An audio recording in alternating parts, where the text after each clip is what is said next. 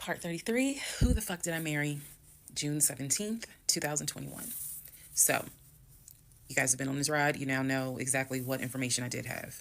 The morning of June 17th, which was his birthday, he was in the bed as usual, Powerade bottles all over the place because I wasn't in the mood to clean. And so I went in his room. He was awake. He was watching YouTube on his cell phone. He watched a lot of YouTube, watching these two guys that always were fixing Jeeps on YouTube. And if I saw them, I would know exactly who they are, but I can't remember their name. It's a popular show on YouTube. Anyway, so I go in there and I just calmly sit on the edge of the bed. And I was like, can we talk? And he was like, yeah, what's up? I said to him, I said, Legion. Obviously, I called him his name.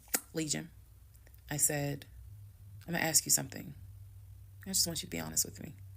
So he starts, I can already see in his eyes, he's about to get defensive. And I was like, calm. Because this is the tone I had. Calm. I said, you never went to San Diego State, did you? He rolls his eyes and he's like, I said, calm down. Watch your tone. I said, you never went to San Diego State. I said, you never lived in California, did you? And he said, of course I lived in California. He was like, I fucking showed you the house I had in California. He said, I told you about San Diego State. I was a private citizen. My dad paid for me to be a private citizen. And I said, okay. I said, I called San Diego State. And he looked at me.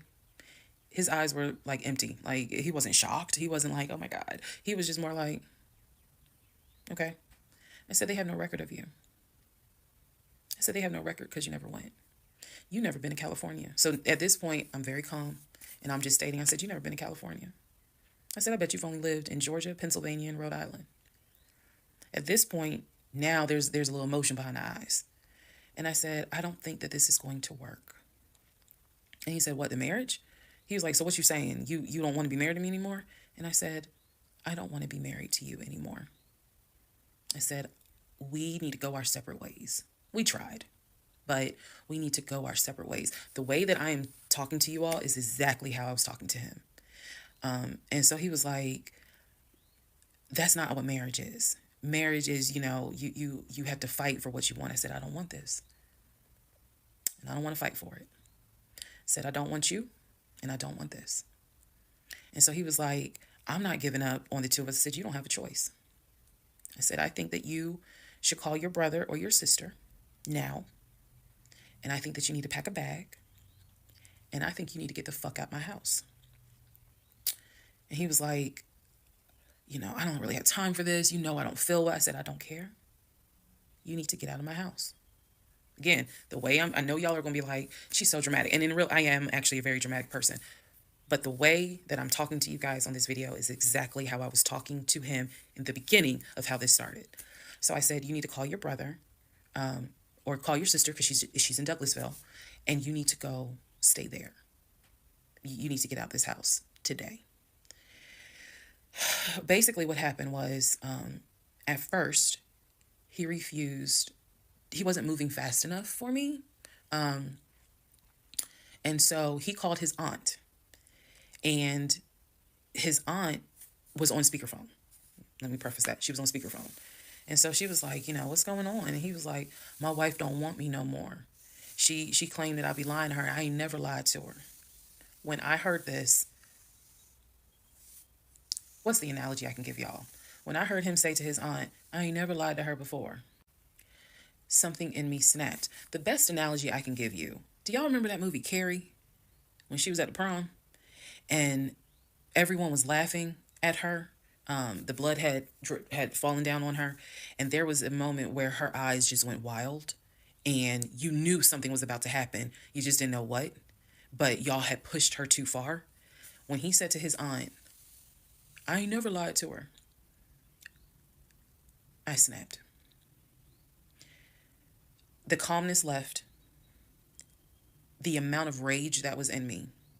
I could have fought every member of the Kansas City Chiefs and beat every last one of their asses.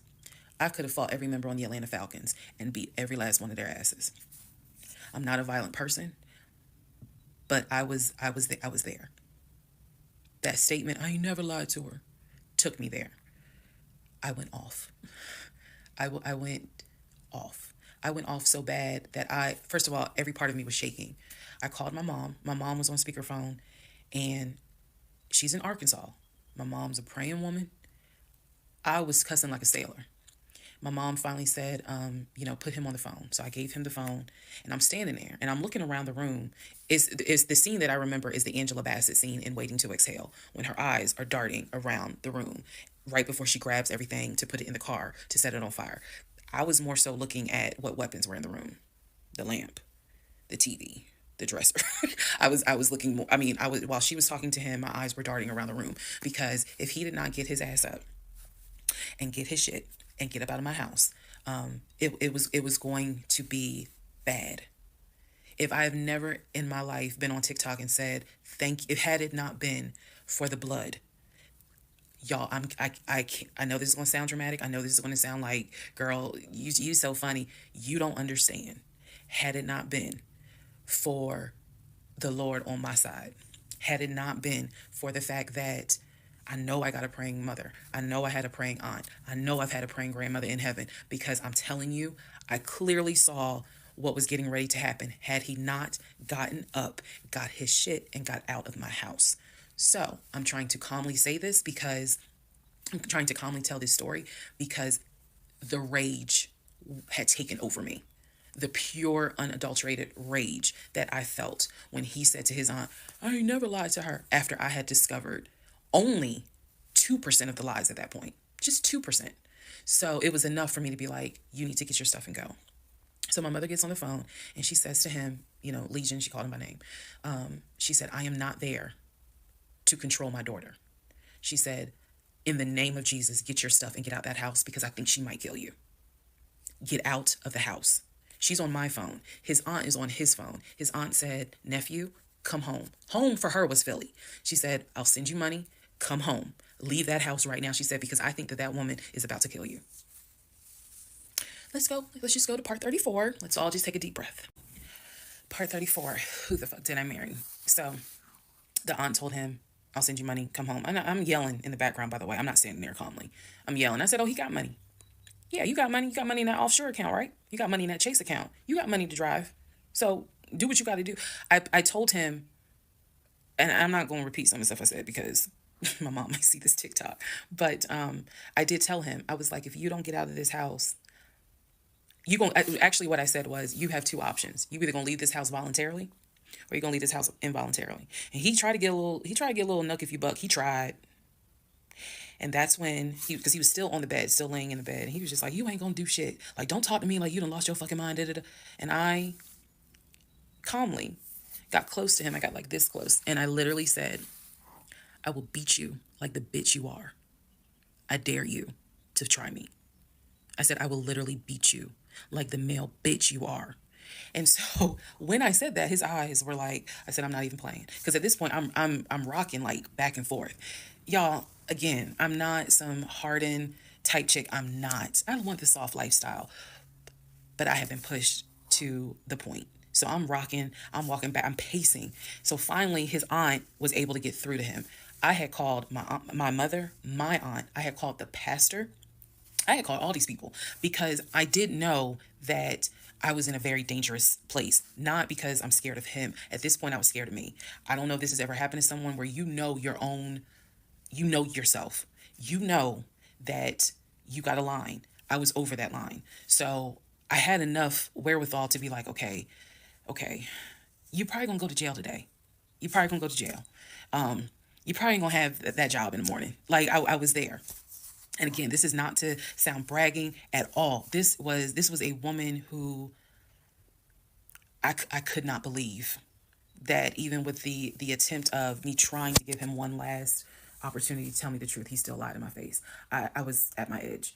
So I yanked the covers back, and I told him, I was like, get up, get the fuck out of my house. Again, I'm saying it calmly on here. It was nothing calm in the house when this happened. So I'm throwing stuff up against the wall. I remember I looked at the lamp. He looked at me looking at the lamp. And I think something in him realized, okay, yeah, I'm in pain, but if I don't get up, she's going to do something with that lamp. So he does get up. He is still on the phone with the aunt because the aunt was pretty much like, keep me on the phone. She did not want him to hang up. He throws some stuff together. Again, keep in mind, he has all his stuff in the house. So he basically packed like 2 bags worth of clothes. And he's limping around, and I'm standing in the hallway watching him like a probation officer. So he's limping around, and I'm looking at the condition of the bedroom. This is when I noticed Legion had been semi-bedridden. Remember, I told y'all that because the knee and other stuff. I look at these bottles of Powerade because he had been drinking Powerade so much at this point. He was not getting up to go to the bathroom. He was drinking the Powerade and then using the empty bottles to pee in. So there was about 6 bottles around the bed. And I was like, what is this? Because again, I hadn't really been going in that room. I was busy being CIA, FBI, and Homeland Security for the past 2 weeks. So I was like, what is this? He was like, I'm gonna throw it out. He grabbed a trash bag, put the bottles in there. And I said, what are in those bottles? I said, tell me. And I think I started like twitching. Like, tell me. That is not piss in those bottles. He was like, I couldn't make it to the bathroom. I was in too much pain. So at this point, I'm even more like, yeah, get the fuck out. Get out. Get out of my house. So I helped him. While he was packing his bags, I went downstairs. I took the house key off of his keys. I went back upstairs. He had his 2 bags. I grabbed the 2 bags. Yes, I did. I grabbed the 2 bags. I had opened up the garage. I had already popped the trunk for his car and threw the bags in the car. I did that because I was like, you getting out of this house. You getting out of this house today. You can't come back. You can't come back ever. So it took him about 2 hours from the time of I will beat you like the bitch you are for him to actually leave the house. Again, I'm calm telling y'all this story. It was not calm in the house. So he eventually puts on some sweatpants. Now I can really see how much weight he has lost. But he puts on some sweatpants. He puts on a shirt. He's limping down. He's like, you really gonna kick me out on my birthday? I just looked at him. Opened the door. He went through the garage, got into his car, called, his aunt was still on the phone, and she was like, I'm gonna send you some money. And that's the part I was like, clearly he has the money. Like, you ain't got to send him money. He doesn't even have to go to Philly. He can just go get a hotel for now. I don't care what he does. He just got to leave his house. So he ends up getting in the car, driving off. My mom calls and she's just like, is he still there? I said, no. I had not told her what all he had lied about.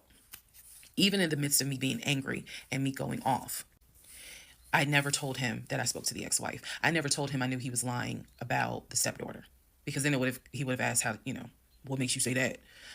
So I did keep my word. I never told him I spoke to her.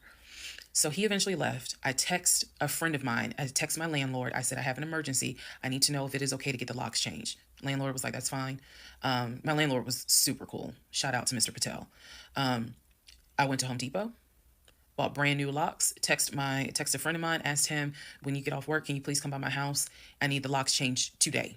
So he was like, oh, okay, what's going on? I said, I'll explain it later. So to give you a timeline of June 17th, when I asked him about San Diego State and I told him that I know you've never even been to California, that was about 8:30, 9 o'clock in the morning.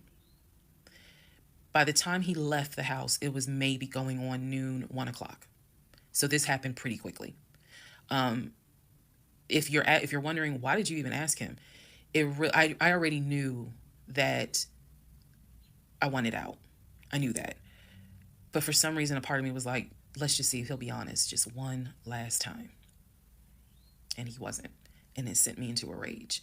And then he lied to his aunt saying, I ain't never lied to her. And that sent me over the edge. So by 1 o'clock, by 1:30, he was gone. By 2:30, I had done a pretty good job of cleaning up the bedroom. He had thrown away the Powerade bottles.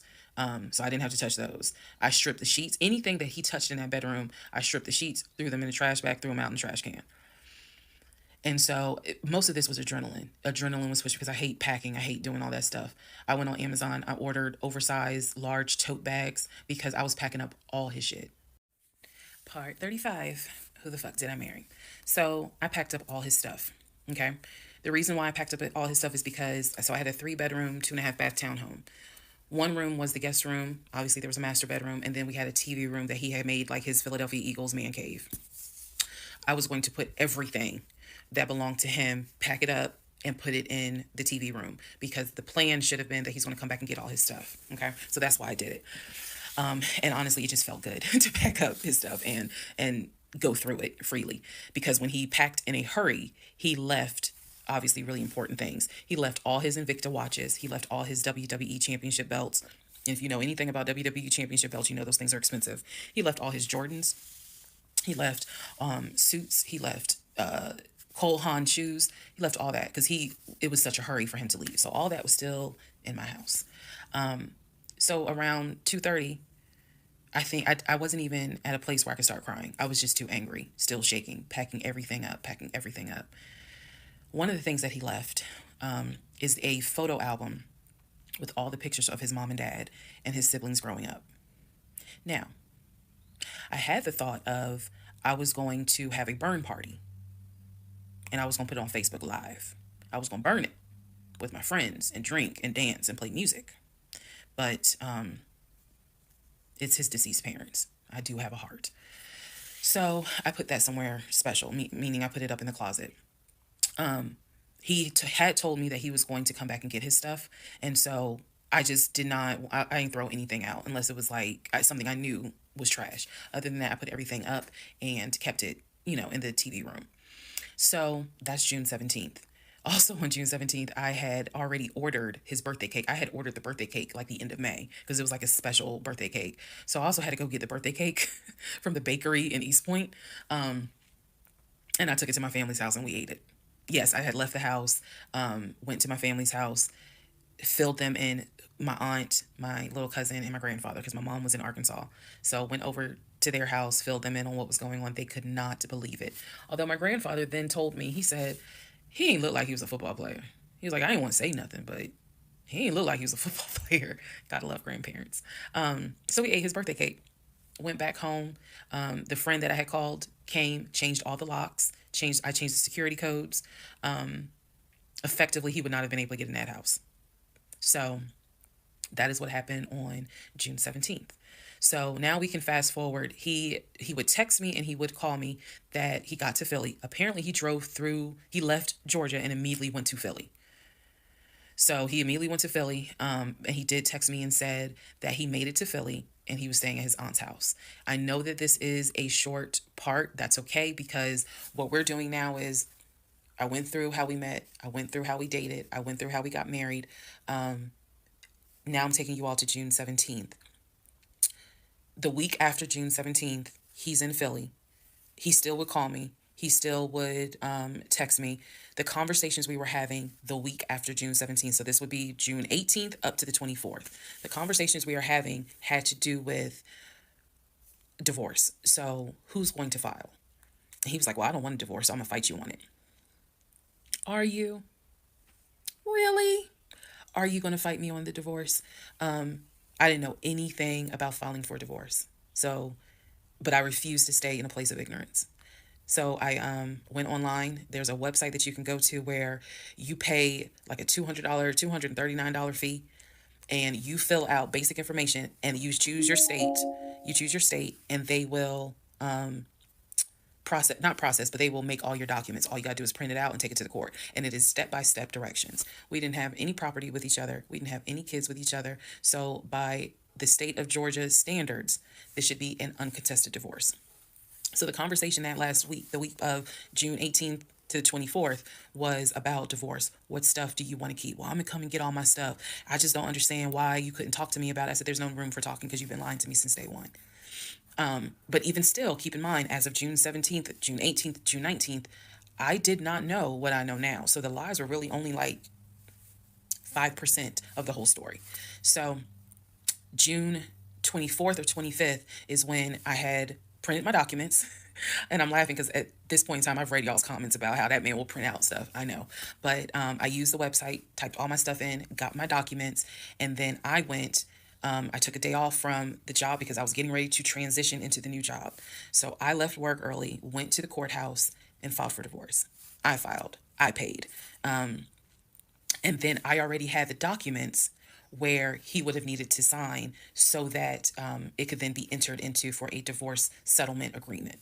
So going into part 36 or 35, I know there's so many parts. Going into the next part is where I can tell you guys what happened with him, because he drove to Philly and he was in Philly for about a week, maybe 3 to 4 days.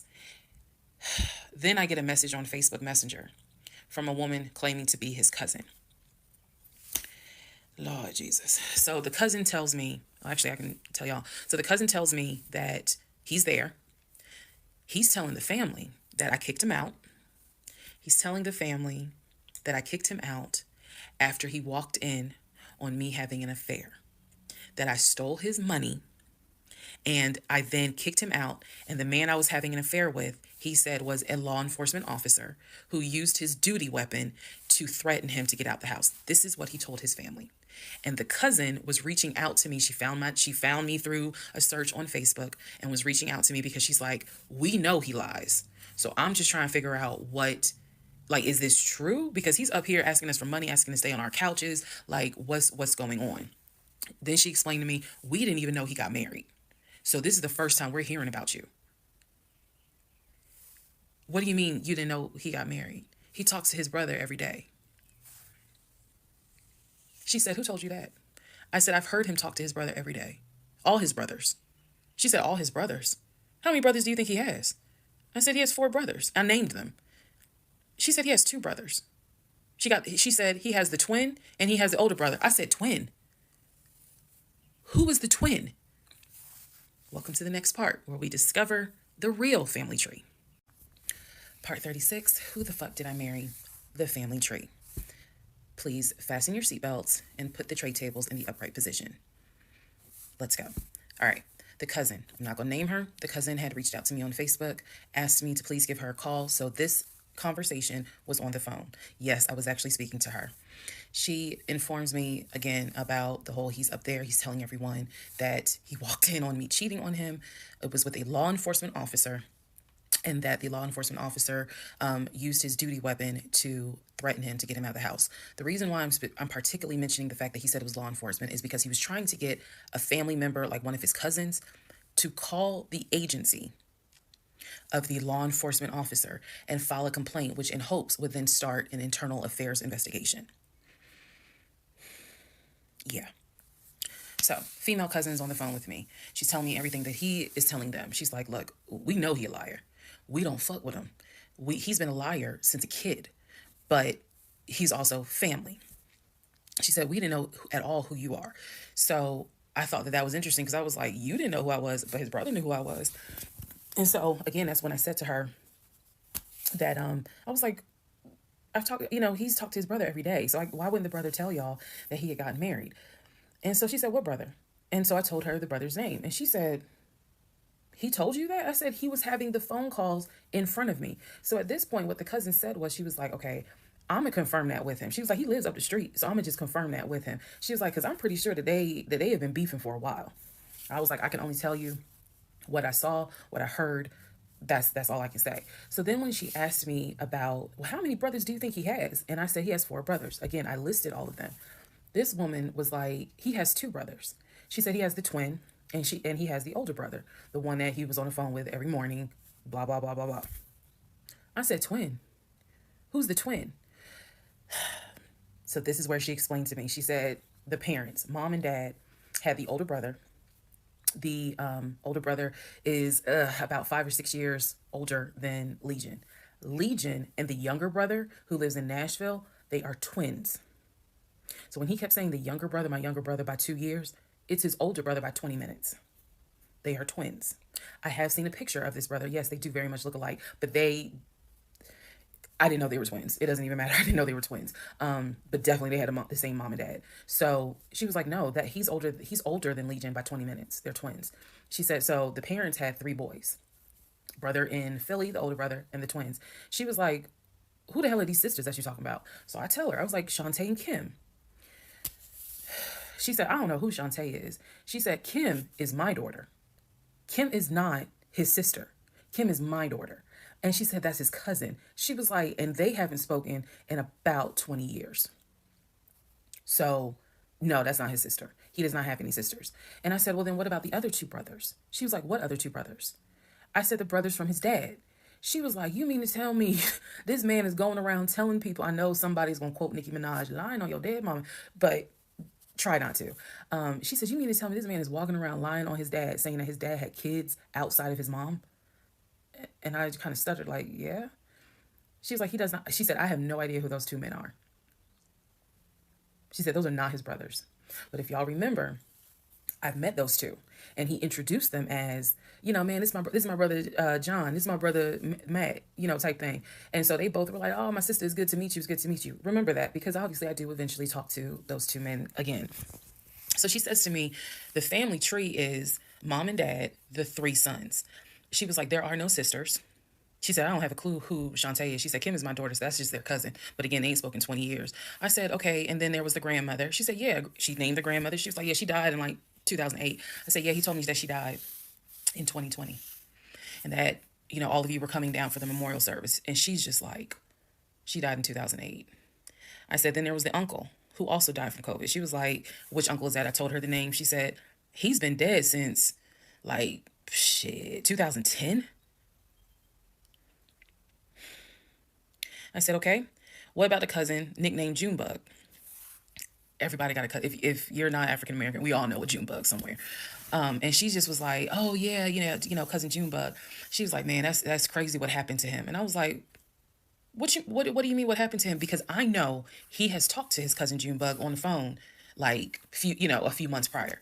He was like, and so she said to me, she said, yeah, he had passed away in like 2016. So this is now 3 people that she's naming that I recall him having either a story about or a phone call with, and she's telling me that they are all passed away.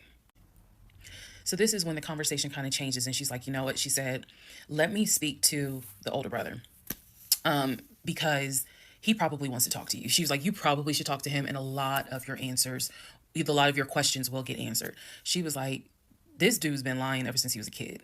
She was like, she said, literally, we don't fuck with him. I remember her saying that verbatim. She was so adamant. She was like, and when he showed up here out the blue, talking about how his wife cheated on him with a law enforcement officer, and how the guy took his gun out and threatened him to leave the house. She was like, we knew something was up. She was like, that's why I had to find out who you were and reach out to you and find out the truth. I said, there was no other guy. There was no law enforcement officer. And she was like, yeah, because he was telling us where the dude worked and how we should go ahead and help him file a complaint so that this dude could lose his job. I said, there is no other person. I said, I kicked him out. That was me, all by myself. No gun, just my fist. And so she said, he's telling us that he had got married, and then she was like, apparently y'all had a baby. So she was like, so you got a kid with him? So I had explained to her, I said, no. I said I had a miscarriage back in back in June of 2020, and I had to have surgery in July. So she was just like, girl. So she started like really being encouraging and was saying, you dodged a bullet, honey. She was like, I don't wish this. She's like, I know he my family, but I don't wish him on no woman. So we've had each other's numbers. She was like, if you need anything, please feel free to call me. She was like, I've had my own issues with him. I've had my own issues in life. But she was like, get your divorce and be done with him. Then she said, I'm going to put you in contact with the older brother. Next part is me finally talking to the older brother that he had been talking to every morning. Part 37, who the fuck did I marry? So at this point in time, I have filed for divorce. I paid for the filing fee. I'm representing myself pro se, and it should be an uncontested divorce. During this time, Legion had driven to Philly, lied to his family, and said I had cheated on him, that he caught me, and that the guy I cheated on him with was a law enforcement officer who used his gun to threaten him to get out the house. None of that was true. At some point while he was in Philly, he ran out of options in terms of where he could stay. Family members did not want him to stay with them. Apparently, a lot of bridges were burned, according to the female cousin I had talked to on the phone. So he left Philly and went to Augusta. Yes, what you were hearing is correct. He drove from Georgia to Philly, stayed in Philly for about 3-4 days, left Philly, drove back to Georgia, went to Augusta. Keep in mind, if you have lost your notes at this point, he was raised in Philly and did high school in Augusta before he went to California. So he has family in Augusta. So at this point, he's on his way to Augusta to stay with a new set of people. The reason why this is important is because what I have is a divorce settlement agreement.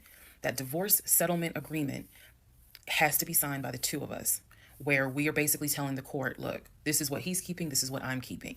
I need his signature. Let me repeat that. I need his signature because I wanted a very quick and painless divorce, as much as it could be.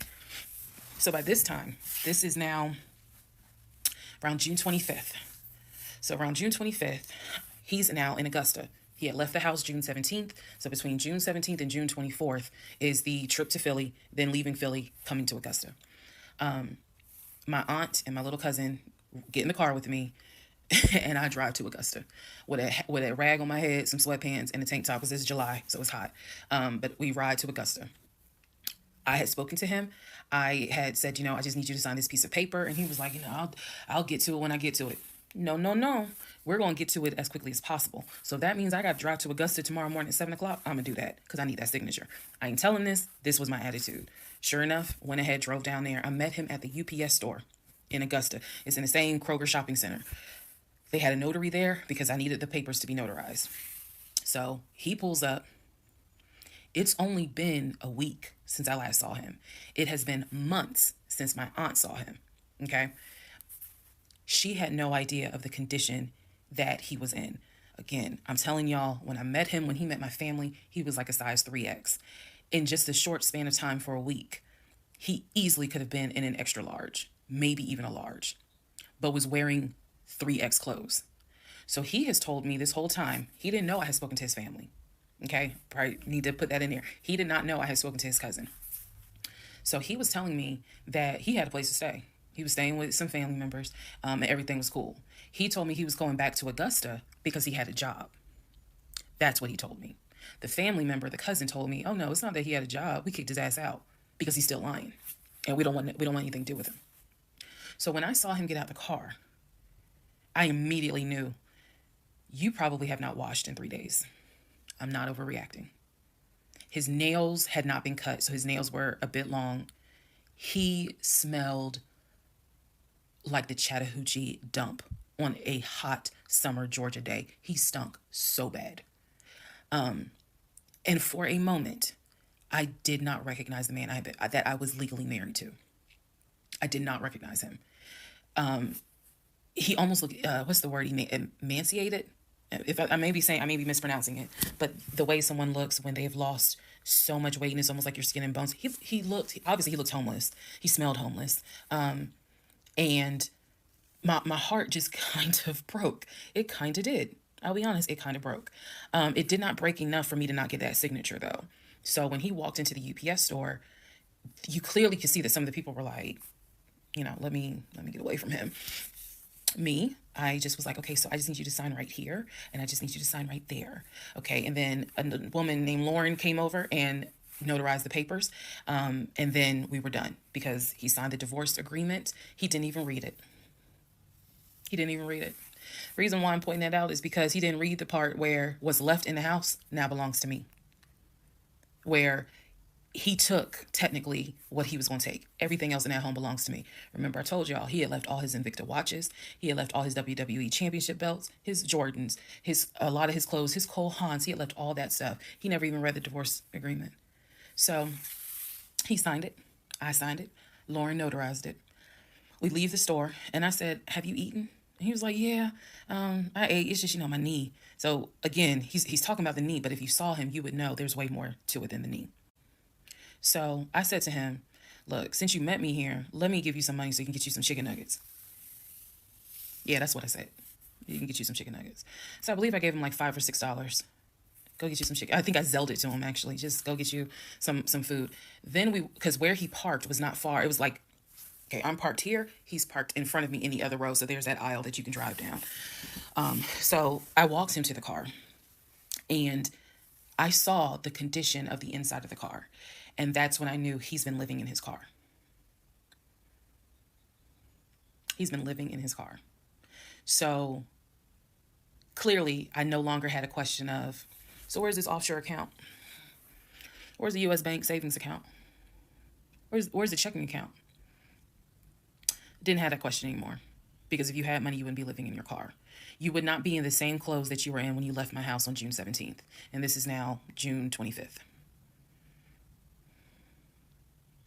So he was like, I'm gonna be all right. I'm about to start a new job. I'm gonna be cool. I got a family member I can stay with.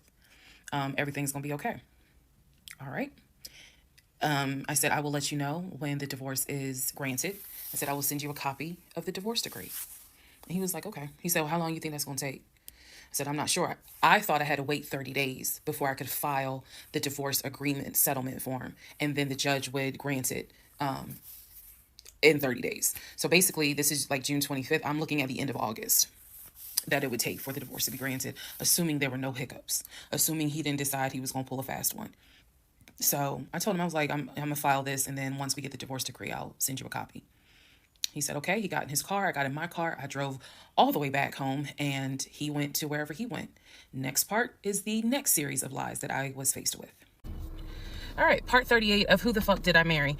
I'm going to call this housekeeping and missing pieces.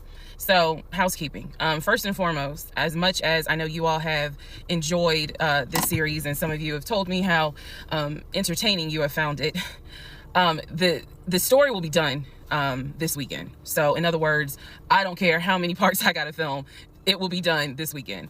We're not going to drag it into the new week. So I just want to let everyone know that. So please be sure to tell your sisters, your mamas, your aunties, your cousins, your best friends, hey, y'all, go ahead and watch all the parts because she's saying she's wrapping it up this weekend. But I'll leave the playlist up, so don't worry. Also, let's see. I'm sorry for the people who were like, I keep talking really slow. I didn't know that I was, and they're like, you're just long-winded. I'm very detailed. So that's probably what you're feeling, is that I'm detailed and I'm trying to get everything out, again, in a responsible manner.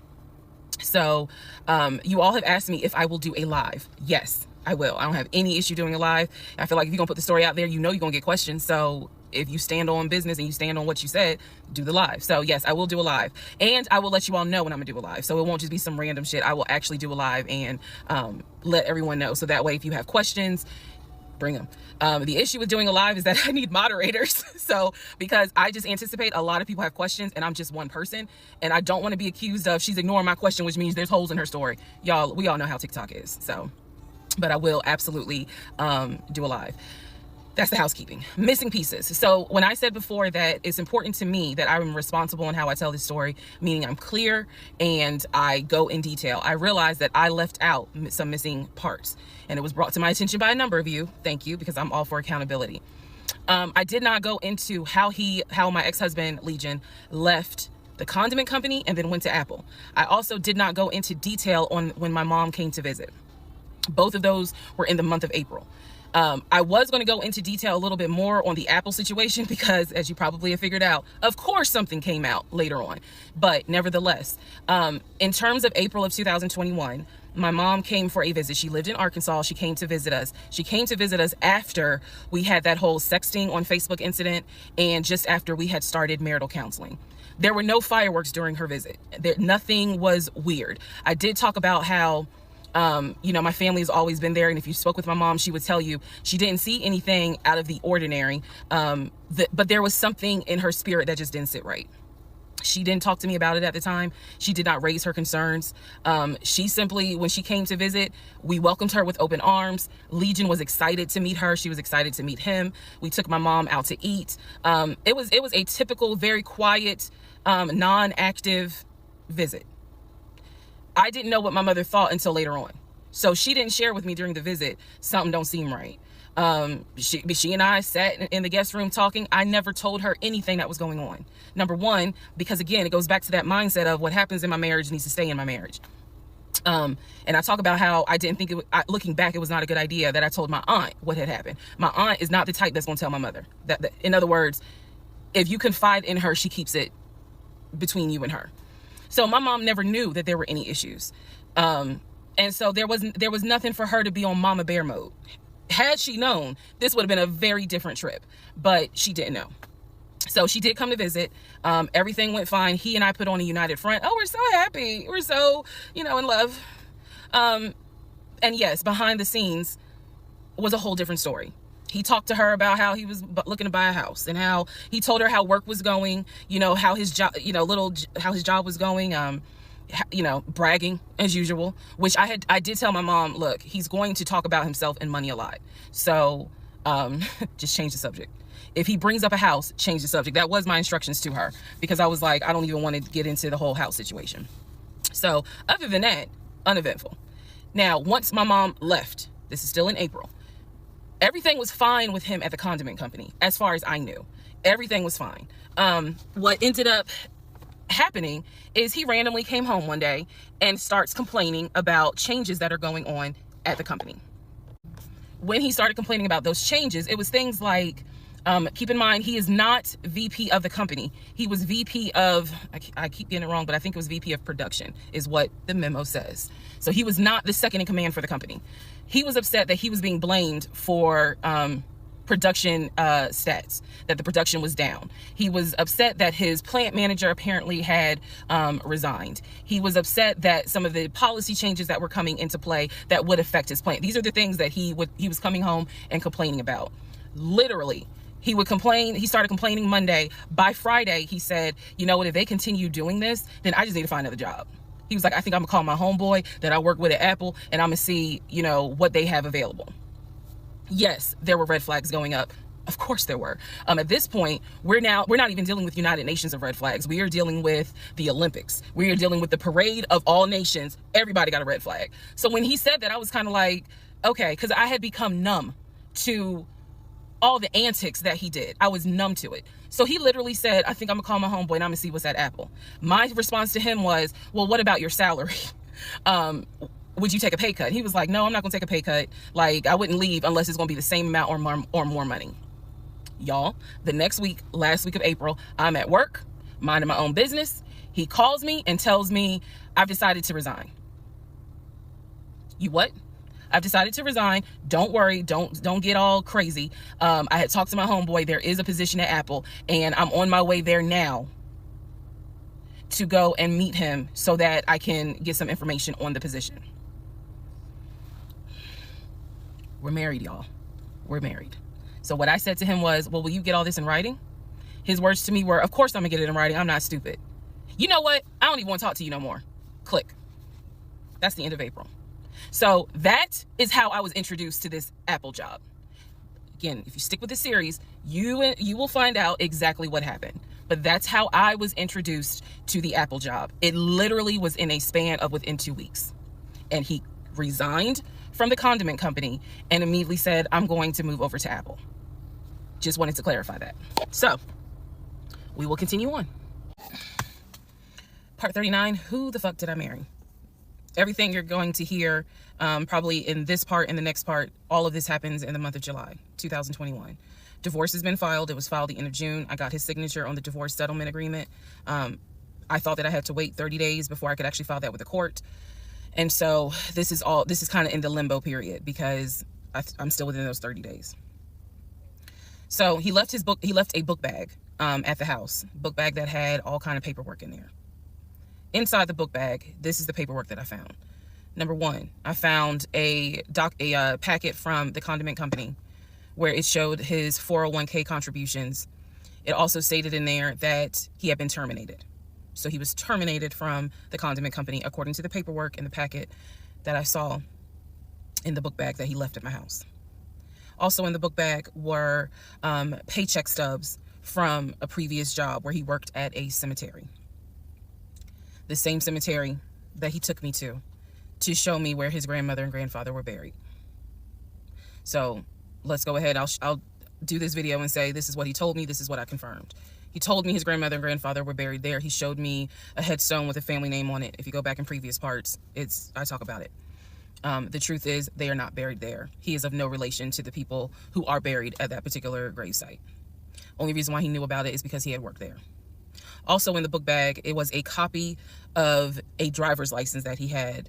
The address on the driver's license, now this I still don't have an answer to, but the address on the driver's license was the same address as the cemetery because I looked it up on Google. Also in the book bag was paperwork from another construction company job, meaning it was paycheck stubs from another construction company here in Atlanta that he had worked for. It did not have dates on it, so I don't know when he worked for the construction company. Also in the book bag paperwork was unemployment paperwork. So it looked like he had been receiving unemployment just before I met him. I met him in March. It looked like he had been receiving unemployment January and February. So once again, let's confirm. He did not work for the condiment company for 6 to 7 years. Also in there were scraps of paper from a temp agency where it was information on the job that he had been placed at. Where was that job? The condiment company.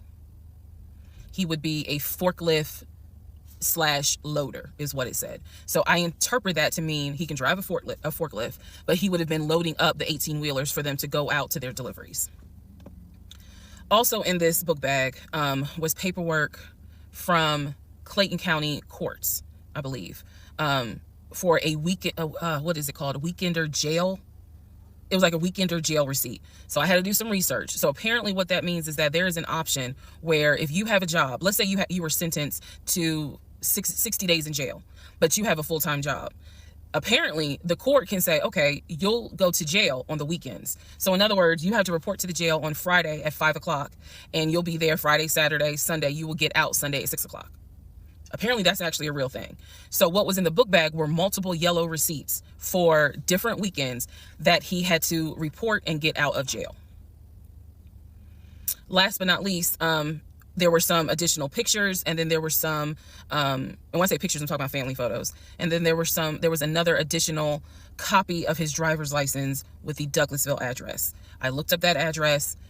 The name associated with that address was the same name as the ex-girlfriend that he had in between the ex-wife and me. If you go back to the video where I talk about the conversation I had with the ex-wife, she tells me that the address was going to come back to the ex-girlfriend. I'm simply saying that is correct. So what she told me is true. So because of everything that I found, I decided to go down a new rabbit hole.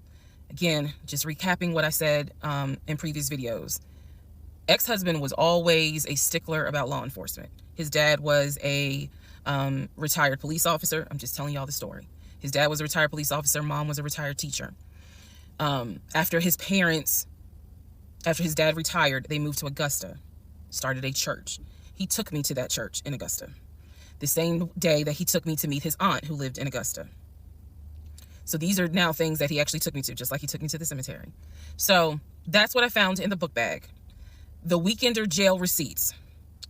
I went ahead and went online to find out exactly why did he have to go to jail for the weekend. And I'm going to end this part here. The next part has to do with his criminal history. Part 40, who the fuck did I marry? So we are now at the point of July 2021. We are at the point where I've spoken to the female cousin, and she gave me the phone number for the older brother. For the purposes of this video, we're going to call him Chris. Chris was very nice. I called him. He was gracious. He was willing to answer whatever questions I had. And what he said to me was, he said, my brother has always been a liar. He's always been a liar. He said, but ask me what questions you have and I'll confirm what's real and what's not. First question I had was, when was the last time you spoke to him? Without missing a beat, Chris says, 2015, just after our mother's funeral. I explained to him about the phone calls, the fact that Legion would be on the phone for 35 minutes, laughing, talking to Chris, relaying messages from Chris to me, and relaying messages from me to Chris. Without missing a beat, Chris says he was never talking to me. And he said, now I am going to say this, maybe he was on the phone, but he was not on the phone with me. He said, because he knows that if I ever see him, I'm gonna whoop his ass. And I'm laughing because obviously Legion loves to say I'm gonna whoop somebody's ass. So for the people who are confused, like, wait, what does this mean about the phone calls? What this means is every single time that my ex-husband was on the phone, holding his phone like this, talking, laughing, cracking jokes. Hey, my wife said that, we could go later on this evening and all this other stuff. Every time they were doing things like that, every time he was having a phone call or conversation that he claims to be with Chris, no one is on the phone. No one's on the phone. That is what that means. So I'm on the phone with Chris. My mind is spinning. It is blowing up like a volcano. I mean, I'm going crazy. I'm going crazy because what this means is that for the past 4 or 5 months, every morning that he's having a phone call with his brother Chris, I am now understanding in real time that phone call was completely fake. So Chris tells me maybe he was talking to somebody else, but it wasn't me. He said the only family member that Legion actually talks to is the twin. And that's only because for some reason, I guess it's their twins, he helps him out when he needs it. Legion only calls the twin when he needs money. And the twin, according to Chris, now this is the part that might blow some minds. The twin brother, the one that is older by 20 minutes, is VP of his company, is married, drives a luxury car, and lives in like a 4 or 5 bedroom house in Nashville. So Chris is saying to me, he was like, it sounds like he took the identity of the twin and was trying to act like that's his life. And it's not. He was like, that nigga ain't never had no money, ain't never kept a job a long period of time. And he was like, and you're telling me that he claims he was VP of a company? And so he was like, did you ever see anything? Did you ever meet people like Chris? I respect the fact that he was asking me the same questions y'all are asking me. Did you ever meet any family members? And I told him, I said, I met your aunt. Well, what aunt is that? I told him her name. He said, that ain't our damn aunt. I don't know if y'all have ever dealt with people from Philly. So he was just loud. He was like, that ain't our aunt. He said, that is our mother's best friend. And I don't trust that hoe. I'm sorry. It's the way he said it that it makes me laugh. Anyway, he's like, I don't trust her. I don't trust her at all. She is not our aunt. She was our mother's best friend when our mother was living in Augusta. She's not our aunt. So then I explained to him about the other brothers. The brothers, remember, there were 2 half brothers from his dad. One lived in Baltimore, one lived in Augusta. Chris is on the phone saying, I don't know who them niggas are. They ain't related to us. He said, our dad never had other kids. He was like, so you mean to tell me this nigga going around telling people that our dad had kids on our mom? And I said to him, well, the way he actually put it is that the 2 brothers came before y'all. He was like, hell no. No. So then I explained to him about the sisters. He was like, who the hell is Shantae? And I was like, Shantae, again, I'm just telling you what I was told. Shantae is a sister that lives in Douglasville, married with 2 kids. He was like, no, we don't have a sister. Told him about Kim. He was like, Kim's not our sister. She's a cousin. And he said to me, and I know she ain't talked to him in forever in 2 days. He said, so the only people who are his family members is Chris and the twin. He's like, we got some cousins up here. I told him about Junebug. I told him about the uncle. I told him about the grandmother. And he's just sitting back like, oh my God. He was like, I realized that every relationship my brother gets in, he gets worse. And it sounds like he is actually worse than what he was in the last relationship. And I thought he was talking about the ex-wife that I had spoken to. No, he had no idea there was another wife. Because again, he hasn't spoken to him since 2015. So he was like, the best thing I can say to you is this. He said, thank God you ain't have kids with him. He said, get your divorce and forget you ever met this man. And he was like, and I know how that sounds because he's my brother. He said, but if I didn't have to claim him, I wouldn't. And I said to him something that I should have probably said in this whole TikTok series. This is not someone that you forget. This is not a situation that, man, I don't even remember him. No. What I don't remember is the version of myself before I met him. Because nothing so far has turned out to be true. The only thing that Chris was able to tell me is true is that, number one, yes, there is a brother in Philly, him. Yes, there is a brother in Nashville, the twin. Yes, both parents are deceased. That is what I was told from the beginning. Those pieces of information are true. The grandmother did die in 2008. He was like, no, she didn't. She definitely didn't die in 2020. I told him how I found the obituary. And so he was like, and the uncle, he said, which uncle is he talking about? Because if you guys remember, back in one of the parts, I talk about where he said his uncle was giving him advice on why he should not open up his savings account to let me see it. He would not let me see it. And so I'm telling Chris about the uncle, and he was like, that uncle been dead for years. I told him about Junebug. He said, Junebug been dead for years. And I said, Chris, he was having conversations with Junebug on the phone in front of me. He was like, it wasn't Junebug. He said, it sounds like my brother was making up the conversations. He said, he definitely was making up the conversations with me. He said, hell no, I ain't gonna be on the phone at 6 o'clock in the morning.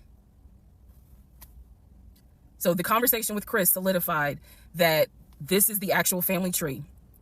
And no, there were never any conversations with his brother every morning when I was getting ready to go to work. They had never talked. On to the next part. Part 41, who the fuck did I marry? So this is a continuation of my conversation with Chris, which will then lead into some other stuff. So Chris has confirmed that he has not spoken to Legion since 2015. So now we know that the phone calls that Legion was having every morning on the phone with Chris when we were, getting ready to go to work, the phone calls were fake. I demonstrated in the last video how I think how he was doing those phone calls, because he would relay messages from me to whoever was on the phone. So Chris and I also then talked about their parents. So if you remember in the beginning, I told you from the get-go, this man was, very respectful of law enforcement because his dad was a retired Philadelphia police officer. The mom was a retired teacher. And so he had the utmost respect for law enforcement. That's what he used to always say. Because, again, there's a lot that he lied about. So I'm trying to only highlight the big things because, truthfully, it got to a point where when he would say that as a VP in his company, he had a meeting with the local sheriff. Child, we know that's a lie. So I don't even need to go into detail about that because, again, why? So I told Chris what Legion said about their dad being a retired police officer. And I was explaining how he said the mom was a retired teacher. So Chris listened, again, very gracious, very nice guy. He listened and he was like, so are you ready for me to tell you what's true and what's not? And at this point, I was already convinced I was going to be drinking heavily that night after this phone call. So I was like, go ahead. All right, so here's what Legion said. Legion said, my dad was a retired police officer with Philadelphia PD. When he retired, he and my mom moved to Augusta. I was there for high school, and they started a church. He took me to that church in Augusta and showed me where the church that they started. The truth. Dad, according to Chris, their dad was nowhere near the church. That man ain't go to church on Easter. He ain't go to church on Christmas. He was like, my dad he ain't stepped foot in the church since the day he got married. That was the last time he went to church. He ain't have nothing to do with church. He said that their father was the furthest thing from a pastor. And he was like, I love my dad, but that man drank, smoked, and he was not a pastor. The mom was not a retired teacher. She did substitute teach at one point, but she was not a retired teacher. The dad was a truck driver. And not only was the dad a truck driver, at one point, he was a correctional officer. And so I said to Chris, I was like, I said I had no idea, of course. I had no idea. So now we know the truth. The dad was never in law enforcement. And I'm not knocking correctional officers. I want to make very clear because I know that sometimes people that work in law enforcement feel like, look, when I'm out there patrolling, that is not the same as being a correction officer, and correction officers may feel the same. So I just want to give the distinction between the two. So the dad at one point was a correction officer. However, his primary career was a truck driver. And so the dad would do long hauls. So Chris is explaining, no, he was like, now that's funny. He said, if you knew our dad, you would understand how funny that is to even insinuate that he was a pastor. And so I told him about the church that we went to. He was like, oh, okay. So he took you to a church in Augusta and told you that was our parents' church. He was like, now our mom used to go to church, every now and then. But he said, our dad ain't been to church since the day he married mom. So the church that Legion took me to and said that his parents started that church, that was not true. So he just took me on a field trip for nothing, basically. So I told him about the weekend, because I did tell Chris where I worked. And that is when Chris said to me, because at the time I worked in a law enforcement agency, and he said to me, now how does that work? He said, because Legion, he done been in trouble a few times. And I was like, what do you mean? Because I had not yet gone online into the court system to see what type of trouble he's been in. And so he explained to me, he was like, just run his criminal history and you'll see it for yourself. He said, because I don't know all the charges, but run his criminal history. I said, okay. He gave me some homework. I'll run his criminal history.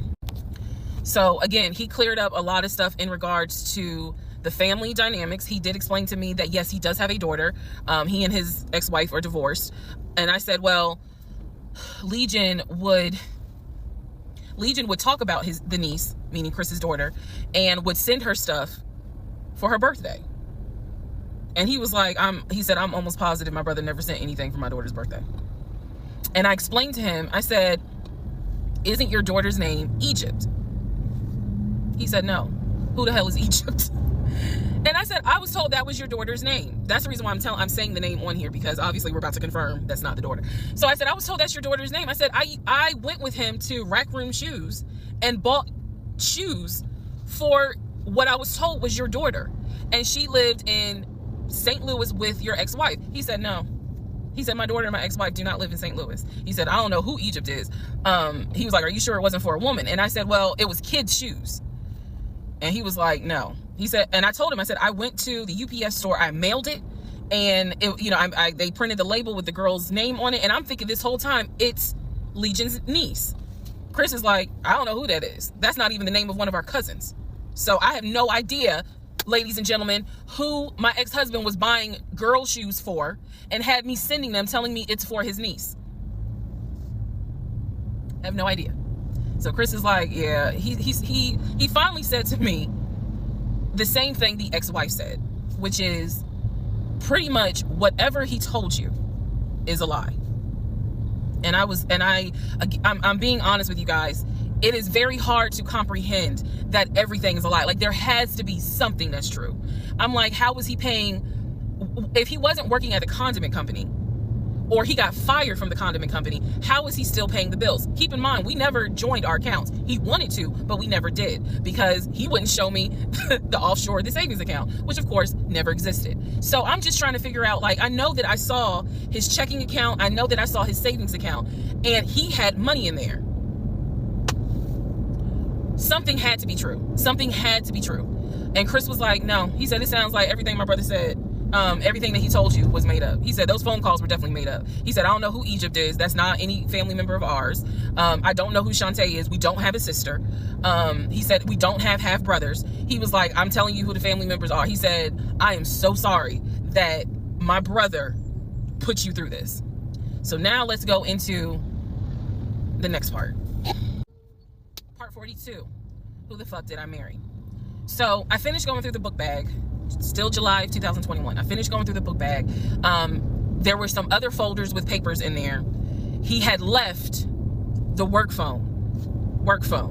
What I actually found out was that it was not a work phone. It was simply a secondary personal phone. He told me it was a work phone. I thought that the company was paying for the work phone. That's what I thought. No, because I found receipts where basically, and I didn't know this, ladies and gentlemen, I had no idea, but I found receipts where it was a prepaid phone, and he's paying to add minutes to it. So it's just receipts of, you added minutes to the phone on this date, you added minutes on that date.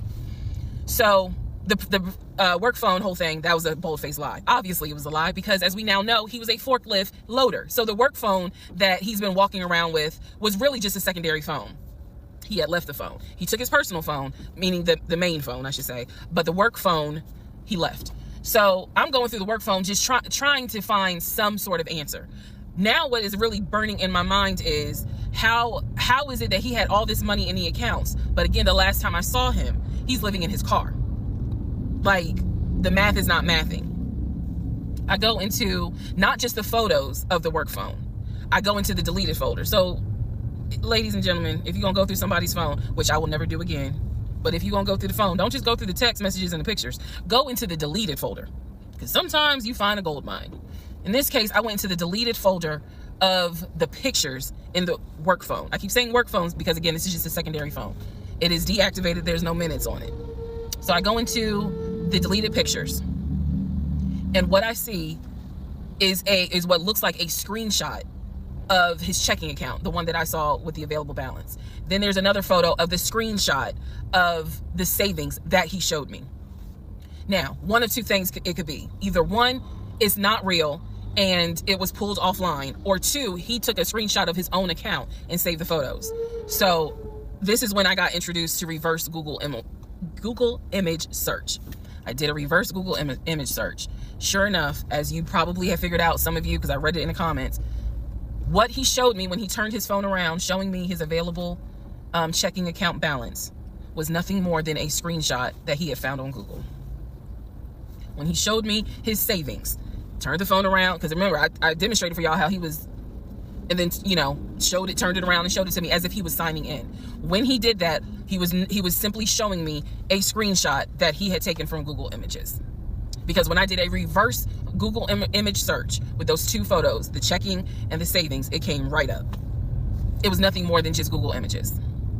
In my phone, I didn't even need this, because again, I already knew that he was not a VP regional manager, but still, for shits and giggles, I did a reverse image search of the charcoal BMW. Remember I told y'all he had sent me pictures of the company car. Nothing more than a screenshot he had taken off of Google Images. The house that he showed me that he had in San Diego, Google Images. So what we can now confirm is anything he showed me when he's turning his phone around is nothing more than an image from Google Images at this point. The checking account, the savings account, Google Images. The house, Google Images. The company car, that charcoal gray BMW 5 Series, Google Images. So at this point, I realized, okay, nothing is real. And I wasn't so much in a rage, to be honest with you. I wasn't in a rage then and there, as much as it was, I really truly had a moment where I said to myself, oh my God, what the fuck have I let in my life? Like, this is not even human at this point. That's really how I felt. Like, again, as someone who, I studied psychology, but I didn't graduate with a psychology degree. However, I have never dealt with a pathological liar. I have studied about them, but I have never come into contact with a pathological liar. Because to a compulsive liar, if you ask them, man, why did you lie to me? They probably are going to have a reason. Pathological liars don't have a reason. Like, there's no limit to the lie. So I have now confirmed that at least 70% of everything that I thought I knew is now absolutely not true. Absolutely not true. So in between all of this, I get a phone call from the aunt in Augusta. The aunt in Augusta, who Chris has confirmed is the mother's best friend. She is not their mother's sister or dad's sister. She's the best friend of the deceased mom. She calls me, and this is the one I have met. This is the one that Chris was like, I don't trust that hoe, anyway. So she called because she wanted to know what happened. She wasn't trying to be nosy or messy or anything like that. She's just trying to find out what happened because apparently Legion is trying to come stay with her. So she asked me, sweet lady, but she said, what happened with you guys? And I told her we're getting a divorce. I said, because he lied to me a lot. He lied to me a lot. And so what breaks my heart about the conversation with her is that she said, so whatever happened to the baby? Mind you, we went to Augusta, told her I was pregnant. I thought he told her that I had a miscarriage. He didn't. He never told this woman I had a miscarriage. So she informs me, this is what she tells me. So now we're confirming something else. She tells me that on at least 5 times while I'm at work, Legion was driving to Augusta and telling her that he was going to visit the church of where the parents allegedly the church that the parents started. And I was like, what do you mean he went to Augusta? She said, I've seen him like 4 or 5 times. He's come down here. And each time I've asked him to bring the baby. And I said, what baby? And she said, the baby that y'all had. He told me that y'all had a baby boy. And I said, no, ma'am. I said, I had a miscarriage in June of 2020. And she said, oh my God. Oh, she was doing that whole thing. She said, this whole time he told me that y'all had a son in January. And I have been asking him for pictures. I have been asking him to bring both of you down here so I could meet him. And he always had an excuse as to why he wouldn't bring the baby. And the last time he was in Augusta, he said that he was leaving you and he was taking the baby with him and that you were at work. I am not making this up. That is what that woman told me. And I just was like, no, ma'am, none of that is true. There is no baby. I said, I had no idea he was going to Augusta. Next part. Part 43, who the fuck did I marry? So after the conversation with the aunt, again, she's telling me that Legion has been keeping up this lie that we had a son. I let her know, no ma'am, there was no baby. We did not have a baby. And I said, I thought that he told you. And she said, he's told a few people that you all had a baby. And she said, because I know some people were trying to send a gift to celebrate the birth. I didn't know anything about that. Didn't know anything about that.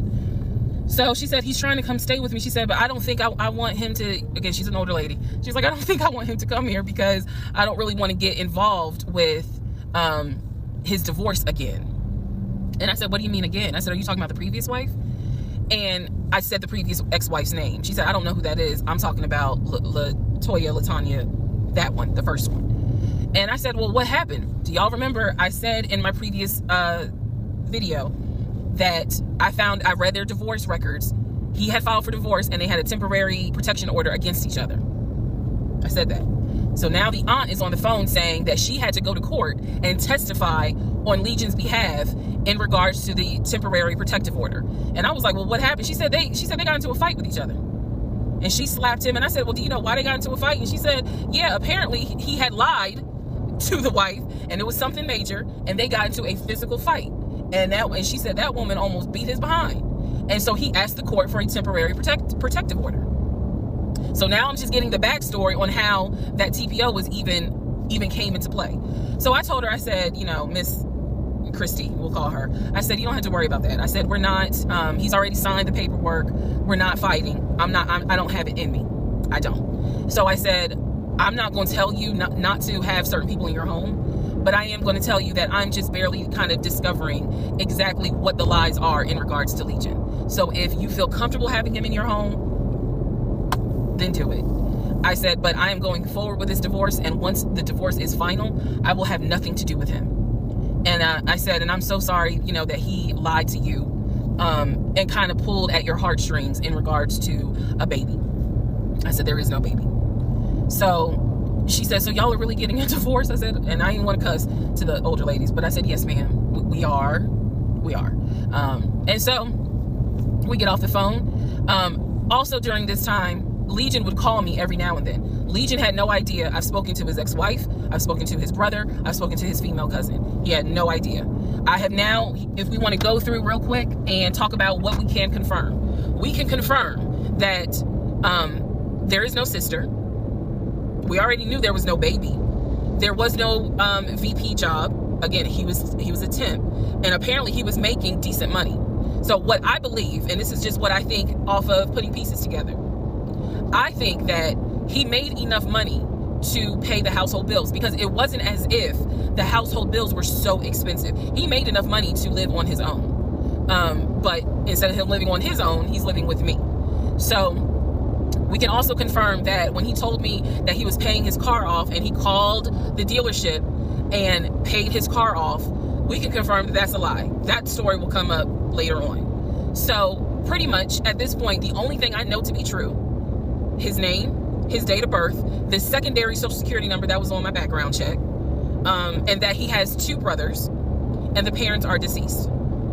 At this point in time of July 2021, that's all that I was able to confirm that to be true. So later on, Legion calls me. He calls me because he wants some money. He just needs a little bit of money to hold him over till payday. And so we're on the phone. The call, again, I was recording all my calls at the time. We're on the phone, and I finally kind of confronted him, number one, about having a twin. That's when he tells me, I don't know why I lied, but I don't really talk about him. Number two, I asked him why did he get fired from the condiment company.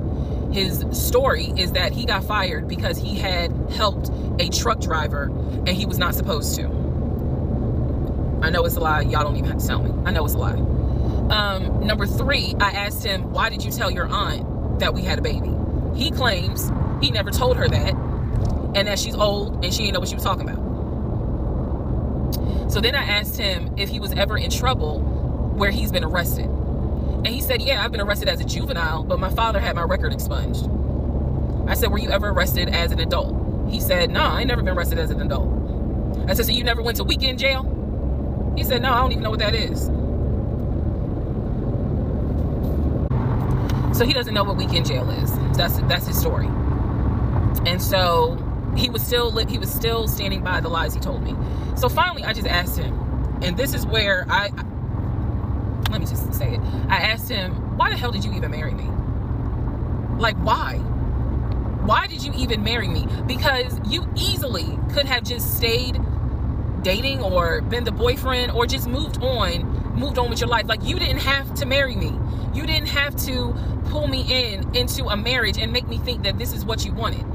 This is what he said to me on that phone call. He said, I had to marry you. And I was like, no, you didn't. He said, yes, I did. He said, I knew full well from day one that there was no way you were going to stay my girlfriend for longer than a year. He said, I knew it. He said, I knew in order to keep you, I was going to have to marry you. Y'all, my jaw hit the ground. I could not believe he said that. And he said it so matter of fact. And I was like, that is the most fucked up thing you could ever say. Part 44, who the fuck did I marry? The videos that you saw earlier were filmed earlier today. And yes, I'm aware. It was brought to my attention. I had to make a decision. whether or not to finish, keep my word, or stop, disappear. I mean, disappear. Um, okay, let's finish. So, first of all, let me say this. It is not easy telling this story. It's entertaining. I know it's gone viral, but it is not easy telling this story. I made a decision to tell the story. I made a decision to share my story, what I went through, in hopes that it helps just one person. But I would be remiss if I didn't tell you all, it is not easy telling this story, to relive it, to face certain things out loud that I had to face internally. Just want to say that. So I will push forward to finish, but today got to me. The toll of this got to me today. So I know that you all are like, we're waiting on the next part. We're waiting on the next part. I appreciate that and I get it. Because if I was in those shoes, I would be waiting too and be like, where is it? So I understand that. But the toll was real today. All right. So with that being said, we are still in July of 2021. I had talked to the brother Chris.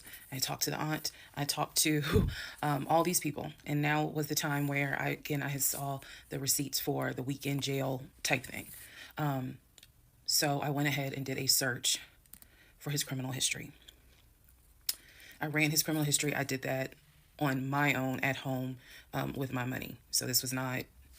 I think someone had asked if I did anything with my job. No, I did not. I know better. So I ran a criminal history, or I paid for a criminal background report. For him to say that he appreciates law enforcement so much, it was obviously a lie, because the criminal history showed that he had been arrested for criminal trespassing. He had been arrested for like suspended license, suspended registration. But the big thing was impersonating an officer. If you don't know anything about impersonating an officer, it is a felony. Period, point blank. As sure as Peachtree runs from Bankhead to Buckhead, it is a felony. So seeing that, seeing what court it was in, I did another open records request for the incident report. I wanted to know exactly what the circumstances were, especially given the fact that I worked in law enforcement at the time. What were the circumstances as to how he was arrested for impersonating an officer? So I did an open records request. I got the incident report, and I'm tired of saying my jaw hit the floor. But on this one, my jaw hit the fucking floor. I respect law enforcement. Again, I was working in an agency with a lot of great men and women. Basically, what the incident report, I'm paraphrasing it because I don't have it sitting in front of me. Basically, what the incident report shows is that he pretended to be an officer using a badge. I later found out it was the badge that his dad had as a former correction officer. Same last name. So he was pretending to be a police officer at an apartment complex on the south side of Atlanta, and proceeded to tell people that he was an investigator and he was looking for drugs. He also proceeded to try to pat down someone, and then also proceeded to try to go into a woman's apartment and do a search. This is in the incident report. So naturally, the woman who he was trying to get into her apartment to do a search happened to either work with or worked at a local police department. So she just simply called her coworkers or called her homeboys or whatever. And so he was subsequently arrested and subsequently was charged and found guilty. That is what I found in his criminal record report. It is fair to note, had I known that he had a criminal history, we never would have even finished date number 1. Some things I'm just not going to get involved with if I know from the rip. So what does this mean? Again, we've been going over what's the lie, what can you confirm? I can confirm that there was no way that this man ever had a passport to take me to London. When he claimed that he was voting in the election, there's no way that he did, because he tried to tell me that he was still a registered voter in California and that he did it online. I knew it was a lie, but again, at this point in July, I'm able to confirm that, yeah, you never had a passport. You never voted. The small things that mean something to me, he never did it. He wasn't eligible to. So now I know that not only have you, yes, been arrested. Now, what happened as a juvenile, I don't care. But you have been arrested. You have done some sort of time. And now it explains why you knew your way around the county so well. If you go back to the previous videos, I had mentioned that I was wondering, how do you know your way around here? And the story was his sister used to live in this county, and he would come visit when he would fly in from California, when he would go see his parents in Augusta. That was the story. So that explains the criminal history. And I'm also going to take you guys back and remind you when I had to go in for my polygraph, and how the polygrapher had asked me, do you know anyone that is a convicted felon that you have relationships with, blah, blah, blah. And remember, I said to him, my husband and I are estranged. I honestly don't know. Fast forward to July, where I find out that yes, in fact, on top of everything, I was married to a convicted felon. Had no idea. No idea whatsoever. And it's nothing but the grace of God that I was honest with the polygrapher and telling him, look, I don't know what's in this man's background.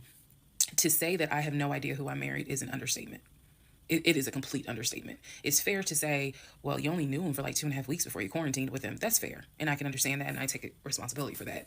But in the big scheme of things, I had no idea the creature that I was sleeping next to every night. No idea. All right, part 45, who the fuck did I marry?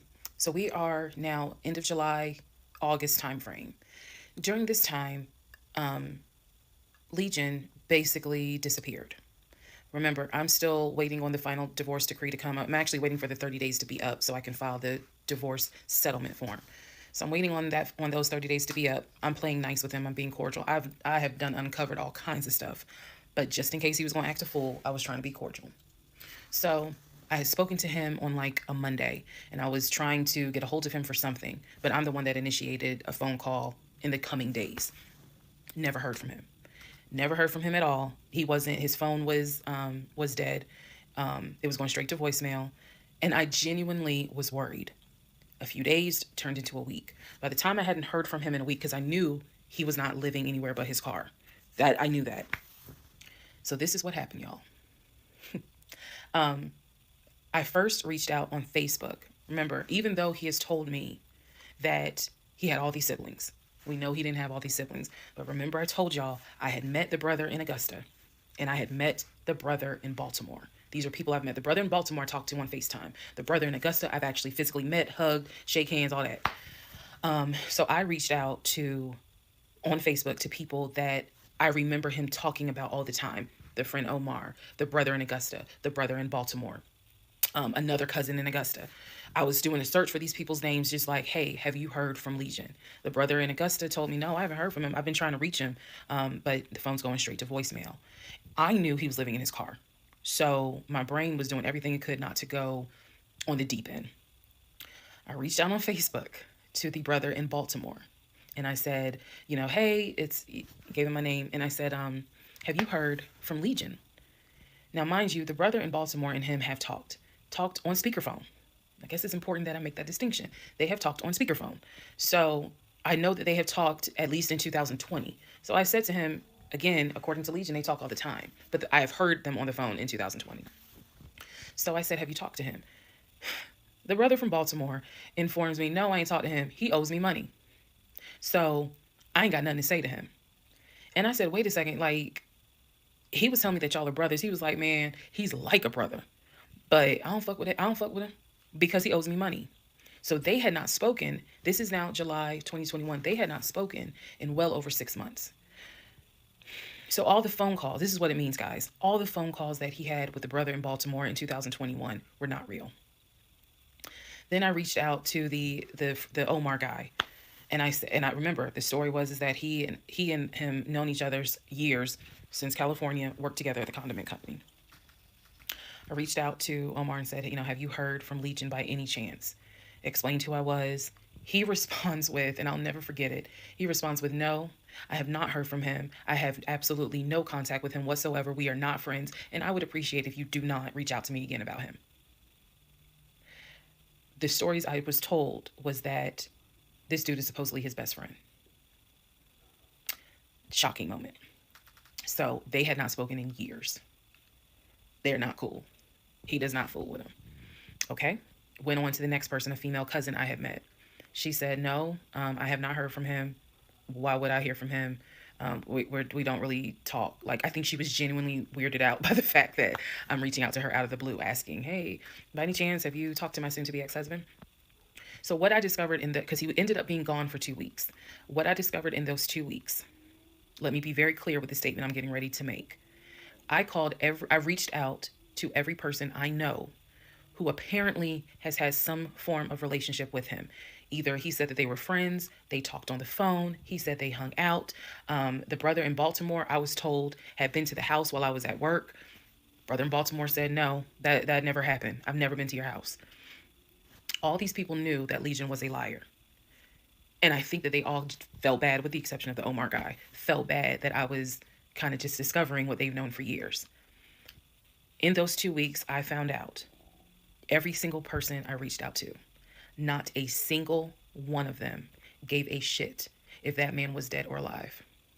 All of them had the attitude, some even said it, no, I haven't heard from him. I don't care to hear from him. It was as if, for me, it was such a sad moment because I discovered this man has no friends. Fuck whatever he has said. I am now able to prove it. He has no friends. There is nobody who is concerned that they have not heard or seen him in over 2 weeks. Some people months. One guy years. None of them were concerned. So basically what I'm saying is that I discovered he had burned bridges with everyone. Burned bridges with family, burned bridges with so-called friends, burned bridges with fake brothers, fake sisters, fake aunties, uncles, everything. He had burned bridges with everyone. And for me, that was more telling than anything else. Yes, I knew he was a liar. Yes, I knew he had made stuff up. I was genuinely surprised to discover nobody gave a shit about this man. No one. I had never met every single family member, but the fact that he was living in his car, the fact that he wasn't bathing and was just had disappeared was shocking to me. So, where was he for those 2 weeks? Glad you asked. He had checked himself into a behavioral hospital in Augusta. Why? Not to get help. No. This is July in Georgia. It's hot as hell. It's sweaty. It's damp. It's humid. It's everything. He checked himself into a hospital so he could stop sleeping in his car for 2 weeks. When he checked himself in, they took his phone, and that's why no one was able to get a hold of him. And by no one, I mean me. He checked himself into a hospital so that he could have a bed for a couple of weeks. That's the type of human being that I was dealing with. Part 46, who the fuck did I marry? So after the whole missing in action debacle where he disappeared for a couple of weeks, Legion started calling and texting me, telling me that he was ready to come home. Yes, you heard that correct.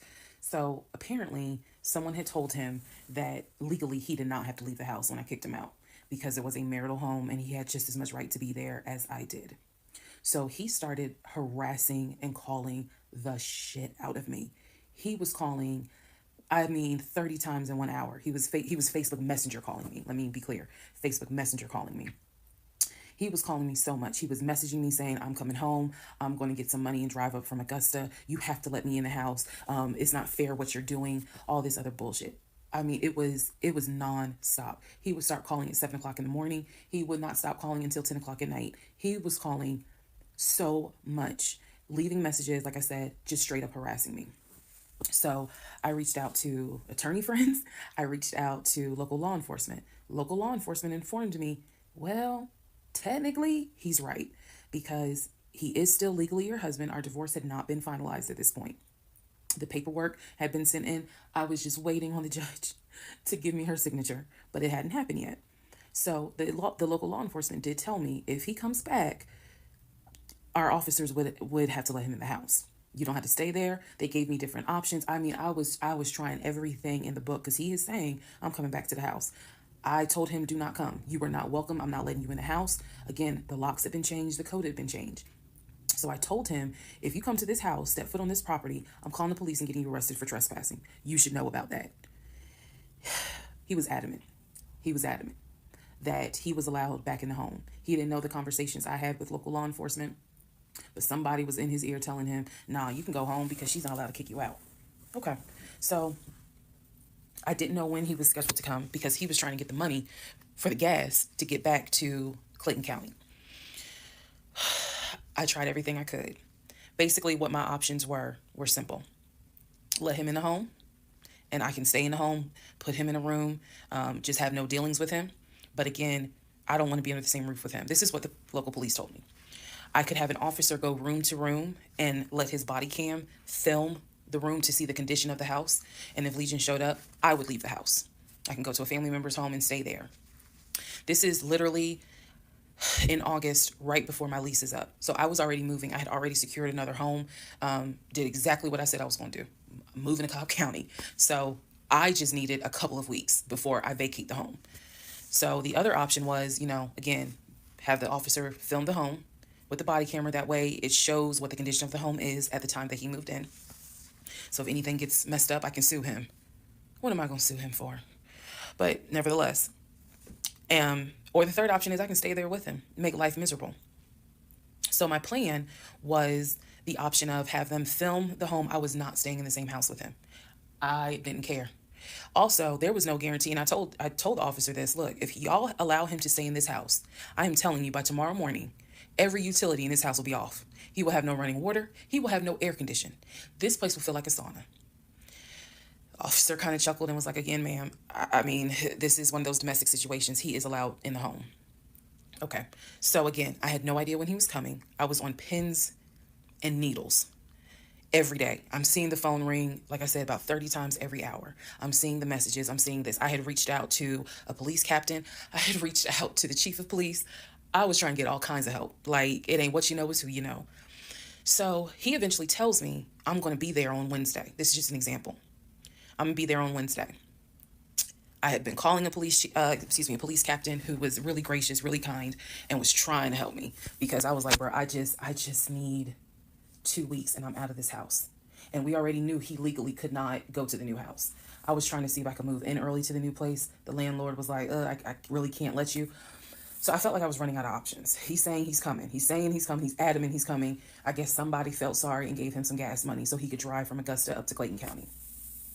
So the day before all this goes down, the police captain called me and he informs me that they ran his name through GCIC, which is a database that law enforcement agencies use. Turns out he has a warrant for his arrest. So the police captain says this changes everything. If he shows up to the house, don't do anything, call us. I will have officers to your home and they will simply arrest him. So I know that this is a short part, but I'm going to dedicate the next part to what happened when he showed up to my house. Part 47, who the fuck did I marry? So here's what happened. This was mid-August. Went to work as usual. It actually happened on a Friday. I had to look at the dates. It happened on a Friday. Went to work. Still, he was calling me, texting me, messaging me that he was on his way. And so I was a bit on pins and needles all day. I was dreading going home, and that is a horrible feeling to dread to go home. So he had called me and said that he was at the house in the driveway. I guess he had to use the restroom, so he decided to go to the Walmart up the street to go use the bathroom.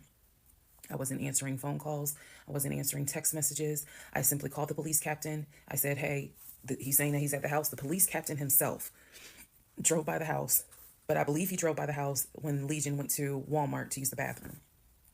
So the police captain was like, I don't see anyone there. But again, when you get home, if he is there, do not engage. Call us. Okay, no problem. Because I got you on speed dial. So I go home. I'm on the phone with both my mother and my aunt on a 3-way call. They're both like, oh my God, what do we need to do? I drive into my subdivision. What he did not know was that he had backed into the driveway up against the garage. Normally I park my car in the garage. But what he didn't know was that at the time I was driving a fleet car. So I wasn't even in my normal car. And I know that he was waiting to see my car, the Nissan Altima that he helped get, pull in to the subdivision and then pull in towards my townhome. That didn't happen because I'm in a different car. He didn't recognize it. So when I turned onto my street, as sure as it is hot in Georgia in the summer, that man was sitting in the driveway in his Ford Taurus. Okay.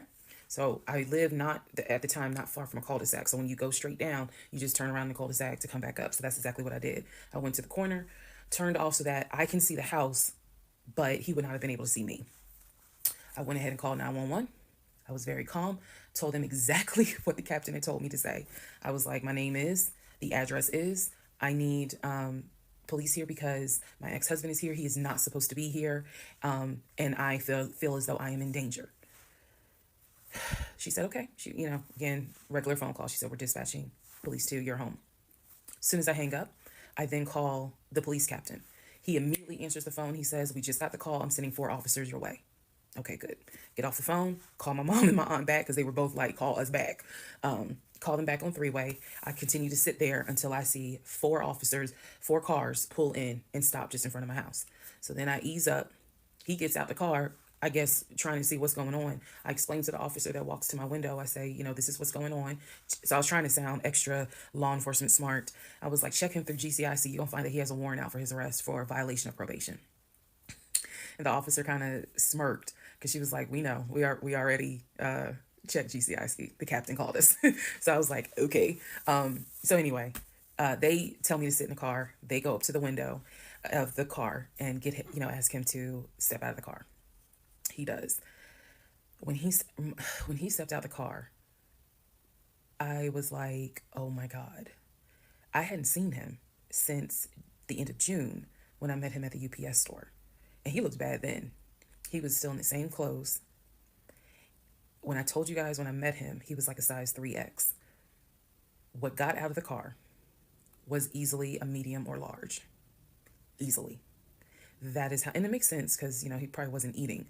Except for somebody gave him $6 for chicken nuggets. But what got out of the car was something I didn't even recognize. So he gets out of the car. They arrest him. There was no incident or anything like that. He was arrested peacefully. They put him in the back seat. My neighbors are all looking like, what is going on? And so the officer comes up to me and she said, he's asking to speak to you. Do you want to speak to him? I said, yeah. So she walks with me. Keep in mind, she's wearing a body cam. So she walks with me to the window. They put the window down. And I remember looking at him. I was like, I told you not to come. And he said, I just wanted to get my stuff. I just wanted to get the TV. I said, what TV? The TV that you gave me in the divorce? And he was like, yeah, that TV. And I said, it's mine. You gave it to me. I have the fucking text messages proving that you gave me the TV. And I'm trying not to scream because the neighbors are all watching. And he was like, I know. I just needed my stuff. I'm sorry. I'll never bother you again. I'm sorry. And so I look at the officer and I was like, you have me out here with 4 fucking police cars. You have embarrassed me to no end. You have made a fool of me. And you got the audacity to now be like, I'm sorry. I'm like, fuck, you're sorry. So the officer was kind of like, okay. I said, I never want to see you again. He was like, you won't. I'm sorry. I'm so sorry. So I walk off. The officer is like, going through the stuff that was in his wallet. They took it out and put it on the roof of the car. So the stuff that was in his pants, like his wallet, his keys, they put it on the roof of the car when they had him get out the car. And so she's just like, I said, did you catch all that on body cam? And she said, yeah. I said, he gave me the TV. And she said, yeah. She's like, we're going to take him in and we'll have somebody look at him because in her words, she said he's definitely having a mental episode right now in the back seat. And I just shrugged and I was just like, my God, I just said, I just want to be done with him. I just want to be done. And so she was like, I understand. I totally get it. So his car is in my driveway. The keys and everything are, they took it with them because I guess since it was on him, they took it with them for processing at the jail. I think that's how that works because I didn't see the wallet or the keys afterwards. So at this point, 4 officers leave. I go into the house. Everything's peaceful and calm. A few minutes later, I go outside to check the mail. What's in the mail? But a letter from the court. I open it up. I go into the house because, again, it's hot. I have my wig on. My head is all sweaty and stuff. I'm just angry and just angry. That raised my blood pressure. So I go in the house. I sit on the steps inside the house, and I open up the mail from the judge, and it's my final divorce decree. And I'm smiling right now. But y'all, when I got that divorce decree sitting on the stairs, I broke down into ugly Oprah tears. I broke down It was as if a year worth of weight came off of me.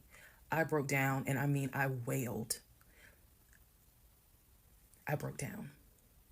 I broke down so I broke down so bad. Next part. All right, part 48. Who the fuck did I marry? So, after I finished breaking down, wiped my tears, and his car is still in the driveway. I couldn't park in the driveway. So I called the car company. I had called the car company once before, when he went missing for those 2 weeks, to ask them if they maybe had a tracker on the car and could track it. And the nice gentleman informed me that the tracker had not been giving a signal off for about 5 months. So he wouldn't really give me details on the car, but obviously the car had not, the car payment was not being made on that car. It had not been made on that car for quite some time. So he and I split in June, but apparently the car payment wasn't made long before June. Can't speak to that, but he still had the car. So called the car company. I told them, I understand that y'all looking for this Ford Taurus. And the lady said, yes, or you can make a payment. I said, no, y'all can come get it. Here's the address. When do y'all want to get it? And she said, well, I can have a driver come get it tomorrow morning. I said, no problem. That car will be ready for you to get it tomorrow morning. And so the car was repossessed out of my driveway the next morning, Saturday. The driver was there about 7 o'clock in the morning. He had the master key for the car, cranked it up, drove it, put it on the tow truck, and left. Here's what that now means. When Legion left my house in June, he left with 2 bags of clothes. Everything else was in my house. At the end of July, or towards the end of July, everything that he had left in my house had been donated to the domestic violence shelter, which means that the only thing that Legion had were the clothes that he had taken with him in the car. When he got arrested in my driveway, all of his clothes were still in the car. And when the car got repossessed Saturday morning, all of the clothes were in there. Which means that when he went to jail, whenever he got out, he only got out with keys to a car he no longer had, a wallet with probably no money in it, and the clothes that were on his back. Everything else was gone. Now we can fast forward to what happened around August 29th. So I was scheduled to move August 31st. Remember, I'm moving up to Cobb County. We had been checking the court documents. He had a court date scheduled for around August 29th or August 30th. I don't remember the exact date. The court time was supposed to be around 9 o'clock in the morning. My mom was watching the court filings online. And according to her, because I missed it, they showed him on the screen because this was still during Zoom. They showed him on the screen, and then he was ushered out of the court into like a back area. And an attorney spoke on his behalf. Between the time that he had been arrested and the time of the court date, I had never in my life slept so good. Truthfully, never slept so good. I was officially divorced. I had no ties to him. There was nothing in the house of his there was nothing of his that was still in the house. I felt free. So when the court date happened and my mom told me what she saw on the Zoom, I was confused. Is he getting out? Is he having to serve time? What's going on? I called the courts. I tried to speak to his attorney, and his attorney had a horrible attitude and was like, why are you calling me? And I informed him. I said, look, I'm a bit afraid of this man. So can you please just tell me if he is being released, or is he going to be kept, or if he is going to be sentenced to a longer jail term? He said, no, he's not being kept in a longer jail term because the warrant had expired. So when the police arrested him, yes, it was a valid arrest, but the warrant had expired. So I believe the warrant had expired like 6 months earlier, but of course it wasn't put in the system. Which means that if the court date is August 29th, he's going to be released August 29th or August 30th. I'm moving August 31st. So my mom was just like, please just spend the night at your aunt's house. Like, just spend the night at your aunt's house, then go back to the house during the day. The movers will be there, and then just move. So that's exactly what I did, because there was concern that he would get out of jail angry and catch an Uber with no money and come back to the house, either for retaliation or because he's just in a fucking manic mode. And so that's where he went. I really didn't want to take any chances. It's just that simple. I did not want to take any chances. I knew that at that point, legally, the law's on my side. Y'all are divorced. You have no reason to be at this home. I knew that that's what the police would say. But I wasn't 100% sure, because truthfully speaking, I did not know this man. We can make all the jokes we want. I did not know this man. I thought I knew him, but you never really know a pathological liar. So, needless to say, he got released August 30th. I went to my aunt's house for the night. August 31st, I went back to the house. The movers were there. They packed me up, and we got out of there so quick. I think they packed me up in about 2 hours. I honestly told them there is extra money in this if you guys can get me packed up, meaning loaded up onto the truck because everything was packed. But I explained to them this is a domestic situation. I need you guys to move quickly. When I moved out of that house on August 31st, anything that Legion touched, I got rid of. I sold the furniture. I sold dining room tables. I donated plates, glasses. When I tell you I moved out and I started over, I completely purged my life. Completely started over. I mean, I was not willing to take a single item into my new home that reminded me of him. From the dishes in the kitchen to the towels in the linen closet. When I tell you Amazon and Ross were my best friends, I mean they were my best friends because I could not fathom moving into a new home, a new space with anything that reminded me of him. I sold the bed, got a new bed. If he had bought me clothes, I got rid of them. If he bought me shoes and purses, okay, I kind of kept the heels. But everything else I got rid of. So I completely purged my life, completely. Started over from the bottom in terms of just the move. I could not take any piece of him with me. Could not. Part 49, who the fuck did I marry? So after the whole, I moved and I started over, basically, completely started over. So there was a period of time where different people had reached out to me, people who knew him. Apparently, he was still trying to find a couch to sleep on. And so one guy in particular had reached out to me because I guess Legion had asked him if he could come and stay with him and his family because he was homeless and had nowhere to go. And so he had lied and told the guy, because again, he's a liar. So he had lied and told the guy that, I had kicked him out. We're divorced. I had taken all his money. And so that's why he's homeless. So the gentleman simply was reaching out to me on Facebook to confirm what is actually true. And he and I talked, because he ended up calling me. He and I talked for a while. Very respectful, really nice guy, very compassionate. And so I told him, I was like, I said, we are divorced. So I have nothing to do with him. I said, I wouldn't bring him in my house with my family if I were you. But that's just me. And so the guy was like, lady, he didn't say lady, but he was like, lady, you dodged a bullet. He was like, I know you may not see it now, my sister, but you dodged a bullet. You dodged a bullet big time.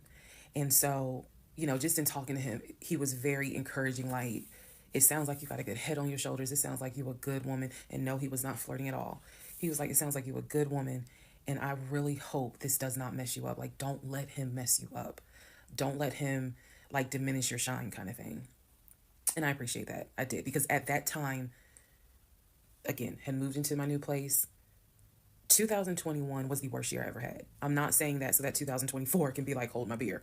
But 2021 was a dark year. Started out married, end of the year, divorce. End of the year with COVID and divorce.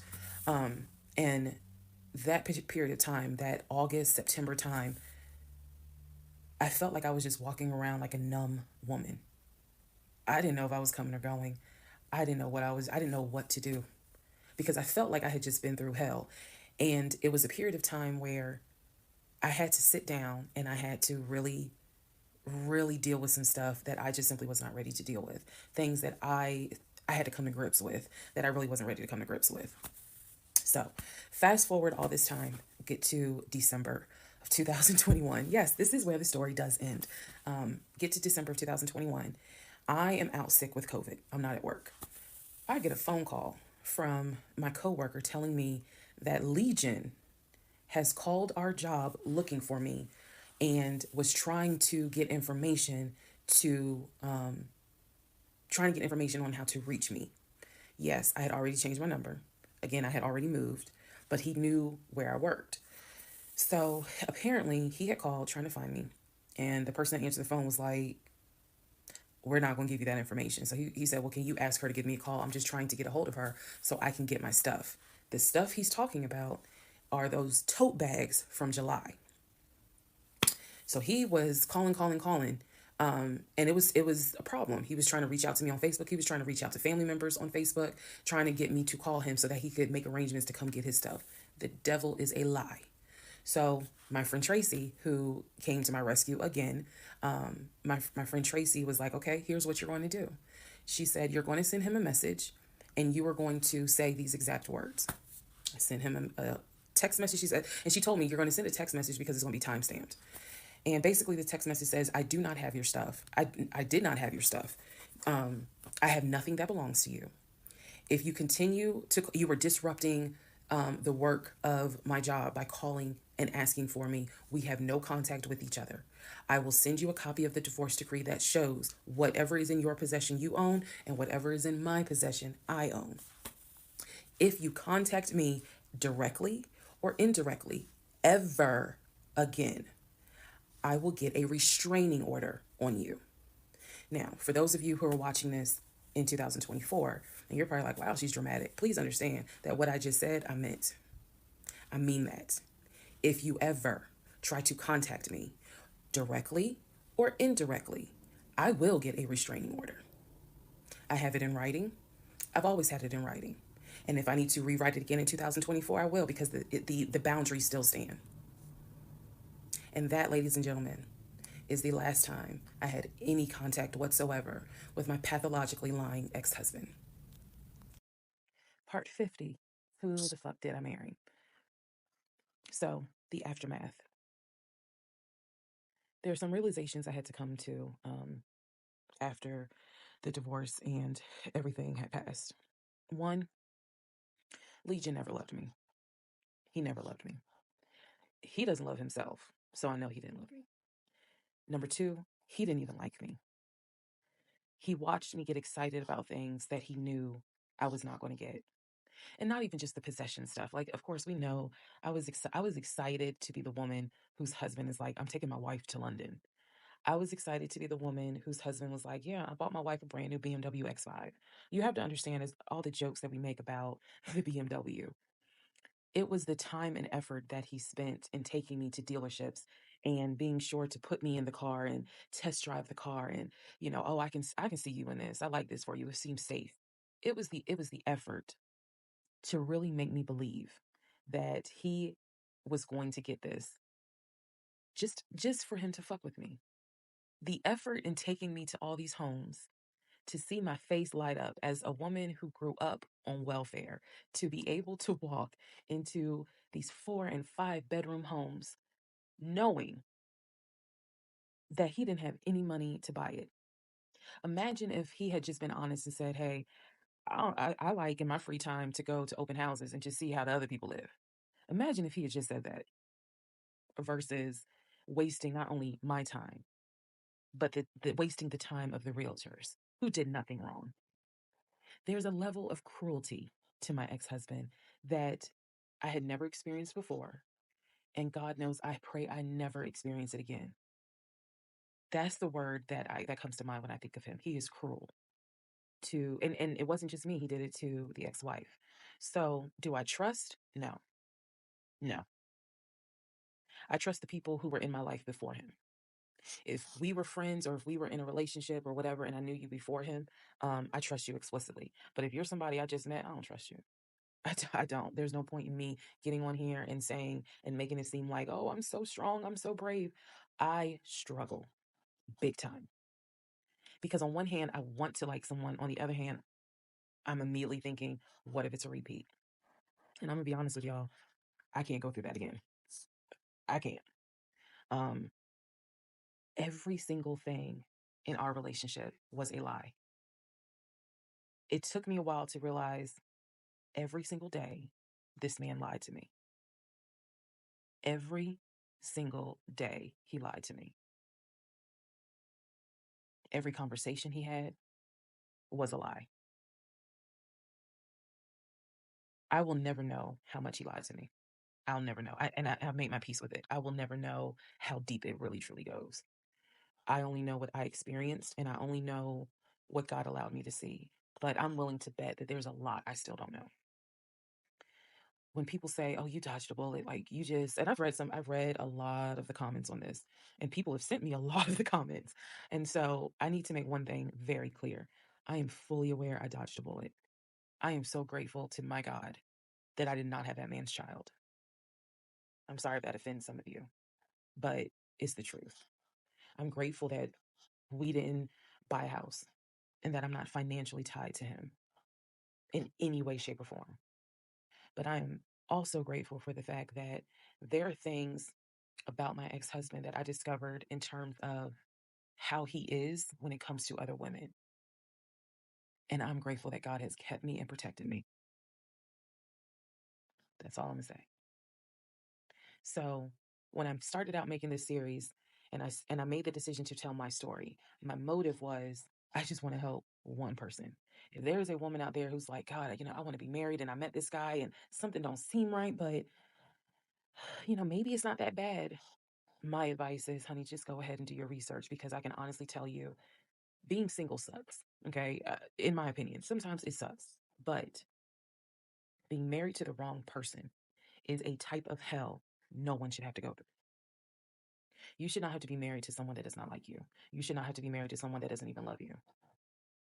And I know what that is like. I know what it's like to be told, hey, babe, I love you. And yet, I swear, I think that man sat back in the recliner with his WWE Championship Roman Reigns belt and laughed his ass off at me every day. Like, damn, she really believed it. Ha ha ha ha ha. I do. I really do think that. My radar was broken because I am an intelligent woman and I know that I know better. And I still sometimes ask myself, how the fuck did you let this happen? How did you let this be your story? All because at the time I wanted it to be my turn. And I hoped it was my turn. And when people say, well, what do you mean by that? I just meant we all see it, whether it's social media or real life, we all see where the woman she done been through some stuff and she finally met someone who appreciates, loves, and respects her. And it is a beautiful thing. I had hoped that when I met him, it was my turn for that. And instead of being obedient, I wanted to be right and I wanted to do what I wanted to do. And the cost of that decision was heavy. The toll of reliving this whole scenario was heavy. It was. I'm almost surprised at how hard it was to actually finish this playlist. Not because I couldn't remember stuff. I probably remember way more details than what I actually put out. But it's just the fact that it's like I'm reminding myself, how did you let this happen? So therapy is real. Therapy helps. Stella Rosa Black helps too. And yes, I will one day get to London. I will get my dark blue BMW X5 with a cognac interior. Um, I believe I will get those things. Just got to get them a different route. So thank you all for being on the playlist of Who the Fuck Did I Marry? I promise I will go live and I will let you all know when I go live so that we can have a wine night full of question and answers. Thank you for watching.